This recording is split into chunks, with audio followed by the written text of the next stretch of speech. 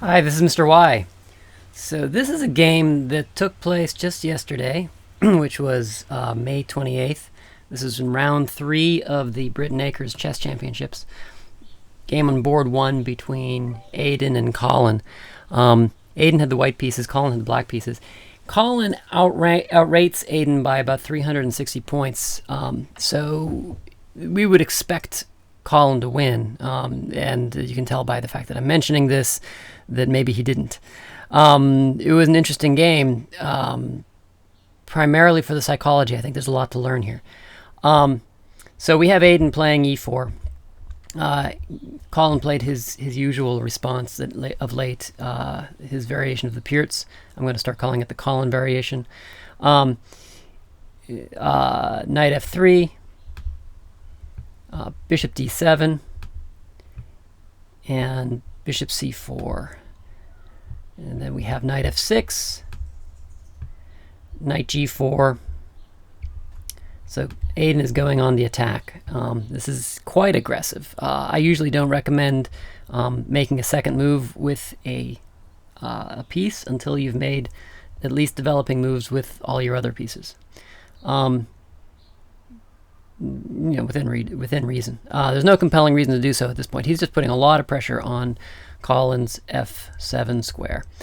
All right, so Collin responds with e6, which is a good response. It blocks off the bishop's attack, so now that the f7 square does not need to worry. We have d3, and then knight c6, bishop f4,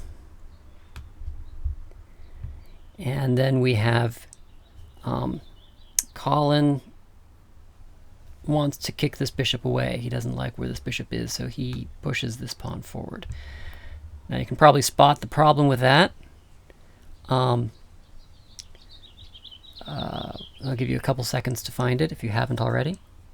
Yeah, the correct response at this point is knight takes f7, winning the rook, right? It may be the rook for the bishop. The bishop is under attack, so let's just go ahead and play that out, see what happens.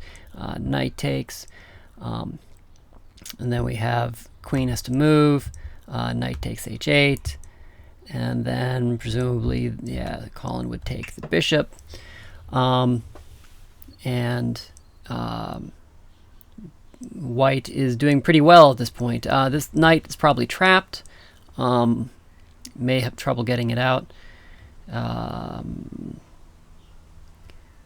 So what's the material count? We have 3 pieces versus 2 pieces. So it's basically down in the exchange. Black would be down the exchange. All right, so he makes that move. Aiden doesn't spot it immediately, or maybe he does spot it, but he figures he's going to get his bishop out of the way first. And then Collin sits there and starts to think. At this point, I know that he knew that he made a mistake by pushing this pawn forward. Collin's not a very emotive guy. You look at him and it's hard to tell what he's thinking at any given time. But at this point, he was a little rattled. He was calculating with his finger pointing up at squares on the board, which I've never seen him do, and he was thinking a long time about the move. Actually, the move here. What he ultimately did is he played this queen to here. Now, chess is a hard game. This wasn't the best move. There's a better move. When you're rattled, it's not a good time to make a move. I know you had a clock ticking, 25 minutes plus 5 seconds to move. This is the time where you stand up, walk away from the board, take a deep breath. Maybe something will come to you when you come back and sit down.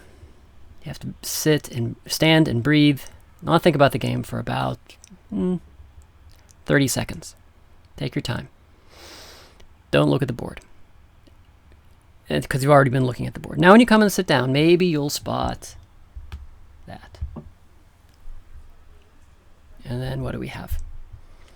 Maybe e takes d, and then maybe the knight moves away, attacking the bishop, and then, yeah, There we are. Okay, so what's the situation at this point?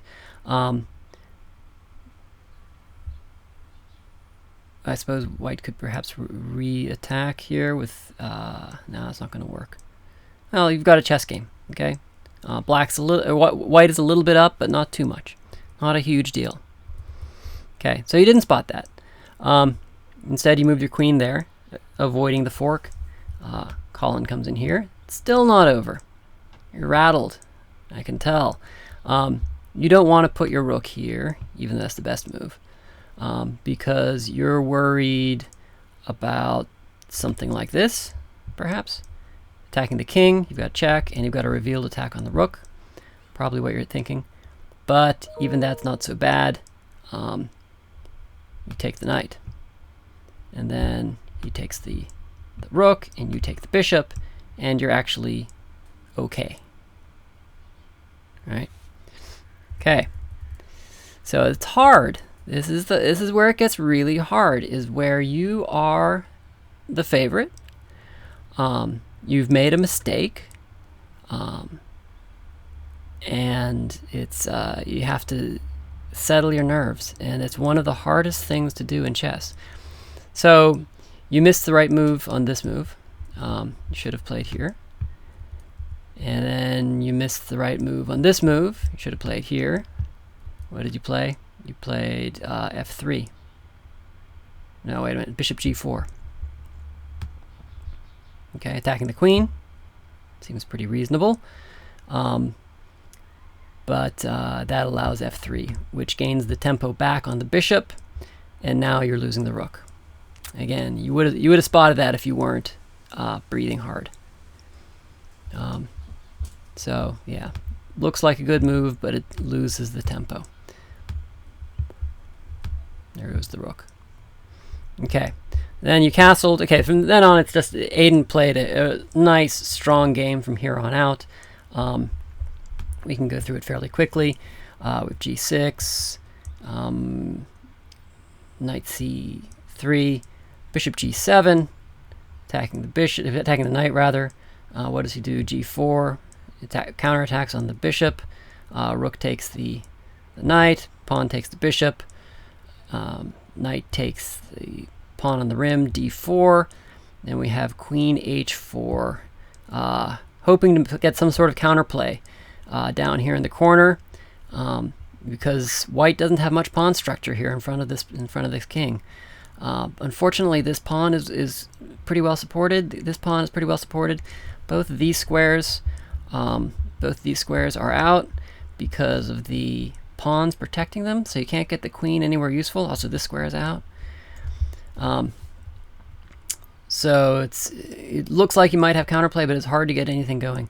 We have d5, knight a5, attacking the bishop, bishop b5, defending the bishop and getting onto this diagonal, which is going to be dangerous. Rook f8, bishop takes the pawn on the corner, bishop h6. All right, and we have the queen starting to maneuver, queen h3. All right, it's attacking the queen. Queen h3 comes in a little closer. Still nowhere for it to go. Pawn attacks the knight. Bishop comes down here, threatening checkmate. Queen defends that square. Pawn goes there, attacking the bishop. Pawn takes the knight. Pawn takes the bishop. Knight takes the pawn. Pawn forward, and then we have rook f2. I'm not exactly sure why that move was played. When you have queen c4, queen c4 is the move right here. That's check, and it looks like mate to follow because the knight is holding this square. So what's the king going to do? King d7 probably. And you come in with check, and then king e8, and then you would have checkmate, but that wasn't played. Instead, you brought the rook forward here. Pawn takes pawn. Not really much else to do here. Maybe start moving the king away. Yeah, you need to start getting the king out of there. But at this point, the game is essentially over. Pawn takes. Now we've got the check. Check, supported by the knight. Only one move, and we have checkmate.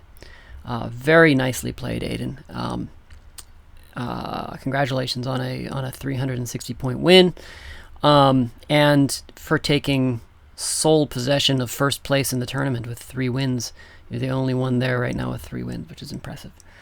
All right, so what's the big lesson here is what to do when you've blundered. We've talked about this a few months ago on Wednesday Chess. The need to get up and take a deep breath and walk around.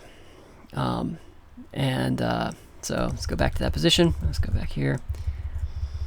So we've got the blunder. Right. Then another blunder. Then another blunder. Okay. And that's what happens when you get rattled.